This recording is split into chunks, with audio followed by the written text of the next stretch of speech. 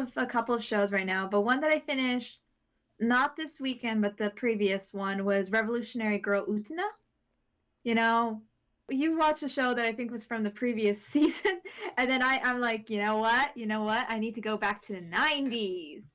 But for people that aren't familiar with Revolutionary Girl Utena, I'd say like it's considered one of those anime classics. It's one that I've heard a lot about over the years, but never sat down and watched it, partially because it's 39 episodes, which isn't as long as a lot of other classics, but it's still pretty time consuming. It is also a series that is very confusing plot wise, and I didn't realize that when I started.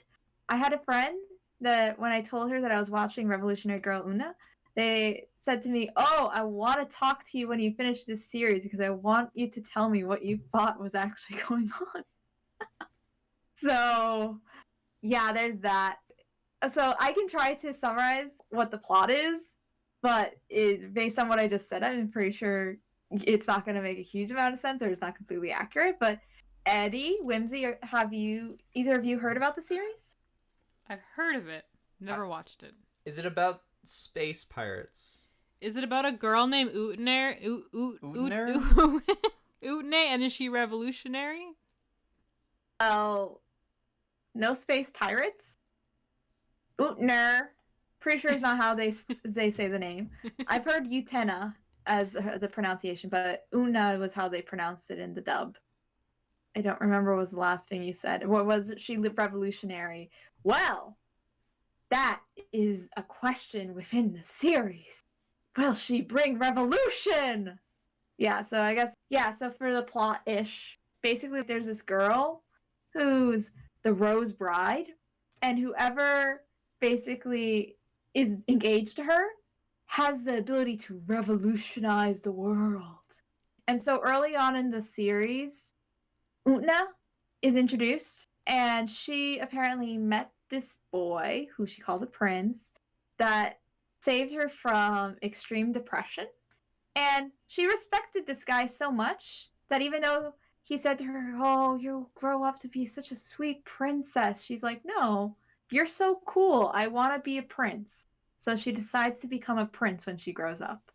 Aww. So she in her mind, a lot of this is kind of connected to, like, I think the idea that she wants to be able to stand for herself and stand up for others and things like that. But you could also kind of look more into it. So she's given by this prince a ring that is apparently going to lead her to him. And it turns out this ring is also what you need to participate in these battles to gain rights to the Rose Bride, and in other words, also the right to revolutionize the world. So she doesn't know about these battles. She just kind of wants her princey, but she gets dragged in and she wins the Rose Bride. So most of the rest of the series is her trying to keep the Rose Bride, not because of her prince, but because she's just like, dude, you're taking away this person's free will to make a choice of who she's going to be with or what she's going to believe, because basically you have complete control over the Rose Bride when she's with you, so no free will. So she wants the Rose Bride to be able to live a happy life and stuff like that. So she's trying to protect her. But, you know, a lot of other stuff going on. You can guess some of the characters that might show up based on the description that I gave. But yeah, a lot of what you're watching are a lot of the interplays and personal affairs of the people that are the opponents that Una fights. There's the student council. And so she goes and she fights everyone in the student council. But after she fights everyone in the student council, they return like 2 more times. They're present throughout the whole show, but they return in different forms 2 more times, basically each of them to expand out their story and their personal relationships. And that plays into how they fight. And you end up, most of the characters that are very important in the student council people's lives, you end up completely hating. And you'll hate like half the student council, but the other half you're like, I like you, but the people around you are absolute jerks, and you should get away from them as soon as possible. So it's a lot of interplay of these different characters. And one thing that's interesting is that this is a show that's also often associated with LGBTQ. And when I heard about that, I kind of assumed that it had a lot to do with the main two characters, which there is a level of romantic tension, but actually a lot of like the romantic tension within the show comes from two of the student council members who are in a kind of complicated relationship, and they're both women. So now that I've seen the show, I think about a lot of more of the LGBTQ aspects a lot more in terms of those two characters than the main two characters, which I found very interesting because definitely I was expecting it to be about more about the main two characters because of not having seen the show, only hearing from other people's and stuff. That sounds very interesting. Like, we actually just seen an anime very recently that also had like a highlight for an LGBT character, which was Wonder Egg. Yeah, Wonder Egg Wonder Priority. Egg. It was like one of the most recent episodes. I do know that like a lot of the older anime, especially from the '90s, did kind of have this like Yuri focus. Do you think Revolutionary Girl Utena kind of had that same focus with the two characters from the student council, or do you think it was different in a way that would be noticeable? Their relationship was very complicated. It's a show that they're not shying away from lesbian couples. However, that the couple that I feel like they focus on most, that is the lesbian couple, frankly, at the end of the series, I felt was a very problematic kind of couple. I don't know how much I should say in terms of their relationship, but it seemed like a very toxic situation for the person in the student council. She cares a lot for this other person, but the other person had done so much to her that I personally got very annoyed with that other character.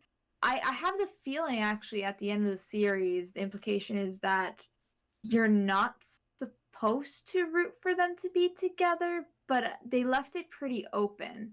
Basically, that specific pair is one of the pairs that I'm talking about, where it kind of feels like the person that they're closest to, that's outside of the student council, is kind of toxic.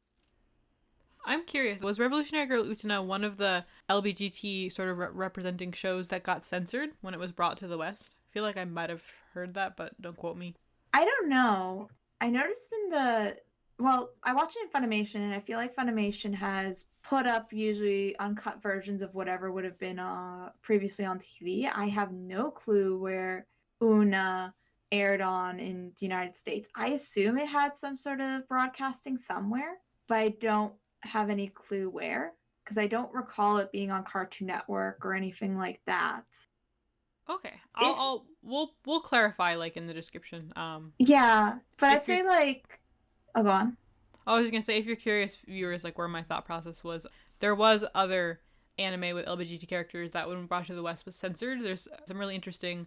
There's a really interesting Get in the Robot video about it. They talk about Sailor Moon and a few others. So I'll put the link in the description. But yeah, that was where my thought process was. I'll clarify whether or not this series is an example. I think it might have been. Yeah, but I have the feeling that at least what was on Funimation was most likely not the censored version. I will say one reason why I might say that maybe it wasn't censored, or that it was censored maybe on Funimation, was they had this thing where you'd have the fight scenes, and just as the final blow was going to land, they would put a spinning flower right where the blow was happening in the middle of the screen, and it's like, are you censoring blood? What are you censoring here? But like, also, really, the fights were not ones where characters were spewing blood or whatever at any point. It's more you're trying to cut off the rose that they're wearing on their chest. So it really shouldn't actually be a very violent thing to begin with. But it felt like they were censoring something, but I almost felt like it was also possibly something that they were doing for the aesthetics. Because there was definitely a lot of attention to trying to have a specific atmosphere throughout the show that I hadn't seen in other places. For example, they had these free characters that you never get to see full on their faces, but basically whenever there's going to be a battle before it happens, they do this little skit where they say, "Did you know? Did you know?" And then they'll go into some sort of little play and it's supposed to play into what's going on in the episode, maybe like a lesson or whatever. And it's something that you don't really see in other shows, but it felt like it was an artistic choice. And yeah, the flower might have been something like that as well. There was some very interesting decisions. Watching this show right now is not to say I've watched a huge amount of 90s shows, but from what I've seen, it feels very different. You see a lot of the magical girl tropes in it because it is, I believe, considered magical girl anime actually. But it also feels like what they were trying to do is something that I don't think I've seen replicated really. And Revolutionary Girl Utena has been a very influential show from my understanding in the West. Like it's been cited as an inspiration for She-Ra. And I will say She-Ra, I feel like handles LGBTQ far better than Revolutionary Girl Una. But I suppose I would hope that'd be the case 20 years later. Yeah, I would hope But so too. Yep. I will say just real quick since Eddie brought up Wander Egg and you brought up good LGBT representation. Recent episode of Wander Egg had some of the best transgender representation I've seen in anime or like in a lot of modern media actually. Very well done. 10/10, highly recommend. But yeah, sorry, not to derail, but just want to connect those two things that were brought up. But yeah, it sounds really interesting on now. Feel like it's just got added to my list because it actually sounds rather intriguing for a lot of respects. I always really like seeing something that's new. I mean, it's not new, but like new concept, like it isn't really replicated or isn't just easily comparable to other things. It just kind of has its own novel format, which is kind of what you're saying. And also I'm always really interested in watching things that have sort of like unique decision making in the production, so kind of interested in like sort of interpreting the flower thing you're describing. I don't know, a lot of things about it just make it sound like well worth the watch, so I'll probably seek it out at some point. Yeah, I think that it is a series that's worth seeking out. It's also a series that apparently it's one of the few series that source material is manga, but the general consensus is that the anime is better than the manga. So for all you people that are like, hey, I'll just pick up the manga, maybe don't actually for this series, just based on general consensus, it seems like online. So yeah. Eddie, you've been quiet. Have you died? No, I have not died. I am still Okay. with the living. No, this show does sound very interesting, though. I do find it interesting overall when you actually look back into the like actual representation of LGBT characters in anime, and especially going back to 90s anime. It's like I feel like it's a very interesting mix of like you see way more attempts at representation than you do during like some 2000s anime. And I feel like recently we're seeing a trend back toward like some forms of representation. I feel like that's overall a very nice and very interesting thing that I really hope to see more of in a lot of new shows. Yeah. It's also interesting seeing the shift back to having more LGBTQ representation because I don't know the context of why there was the shift away, like why it was more acceptable or at least appeared more in 90s anime and then stopped for 2000s anime for a large portion. I don't know what was the reasoning behind that. I don't know if there was a political change which happened within Japan or what it is. But it is nice to see at least now it seems to be more acceptable to show these LGBTQ couples again.